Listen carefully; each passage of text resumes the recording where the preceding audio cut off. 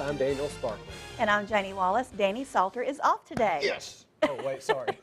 Happy Monday, Daniel. I'm excited. It's going to be a great week, Janie and Daniel, all week. I know. We're happy to be filling in for the great and wonderful Danny Salter, and we're very excited. It's a beautiful day to be here. But you know what? I still can't figure out where he's at. Oh, I don't know either. We're going to try to figure that out a little bit later.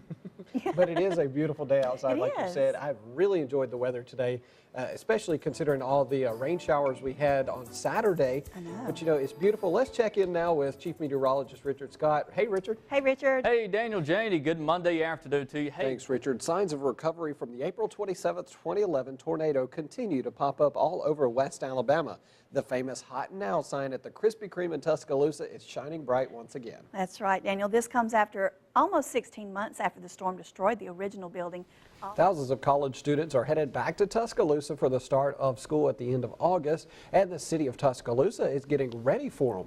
City officials are placing about 9 dumpsters across the city. Officials say they will help keep bulky items from littering the street. The dumpsters will have a sign indicating that they are an approved place for trash during move-in and move-out. Old furniture, packaging, and household garbage will be accepted, but construction waste will not. Here's a look at where the dumpsters will be placed. Officials say the containers will be at these sites from Saturday, July 28th, which is tomorrow, until Sunday, August 5th. Students are back at the capstone. Summer has officially come to an end for West Alabama, Daniel. That's right. Today, students return to classes at the University of Alabama. More than 30,000 students returned to the UA campus this morning, kicking off the fall semester. For some of the students, this was their very first day of college classes, and with such a large campus, you know, it's easy to get lost, but thankfully, upperclassmen involved in the Week of Welcome are there to help. Darby Hess is one of those students who stood outside of the Ferguson Center with maps in hand to help guide freshmen to their classes. SEAL using a pen name. That SEAL is no longer on duty. U.S. Special Operations Command has not reviewed the book or approved it, according to officials. They would like to see a copy, however, to make sure no classified information is released. Friends come in all shapes and sizes, and some are even furry. Your chance to give a four-legged friend a forever home is coming up next on First and 4. And today, more than 50 children from across the nation gathered at the White House for the first ever Kids State Dinner. Attendees were winners of a contest to create an original nutritious lunchtime recipe. The dinner, which was more of a lunch really, was hosted by First Lady Michelle Obama, who has become a high-profile anti-obesity advocate. The White House says this is the first time the guests of honor were all under the age of 13. It's also the first time the White House kitchen has ever served a formal meal where the entire menu was created by chefs with no formal training. And Southerners are known for their hospitality, but now Southerners are getting attention for their generosity. That's right, a new study. Hey guys, welcome back to First at 4. We are outside.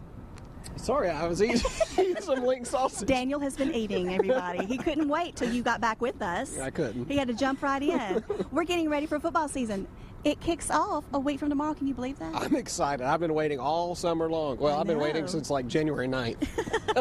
And nothing goes better with football than food, Daniel. And that's why we're talking about tailgating today. You know, Alabama is in the running for one of the top tailgating schools, too. I know they are. We got to vote on that. We got to get them up there number one. We do. We do. And what we're talking about today, everybody, is that if you are not a master behind the stove and you just don't want to fool with all that. She would get a $40 spade coupon to help get her spayed as well. Because she's a little too young for that right now. Yes. And what we offer, too, that is a really good incentive as well as a microchip, which is an ID for a pet. So, like Jezzy here wouldn't be as difficult to find if she had a chip, you know? Yeah. Yeah, and exactly. I can attest to the necessity of a chip. You know, my dogs actually got loose and ran away one time, and thankfully they had the chip, and the Humane Society was able to call me and say that they had my animal. I think that's probably, I mean, next to the pet, of course, all the vaccines and the other things, microchipping is the best thing you can do. Yeah. And it's relatively inexpensive, too. It is. We microchip at the shelter for people's pets is $25, and we do register it for you, and all you have to do is just keep your information updated. So. And it goes through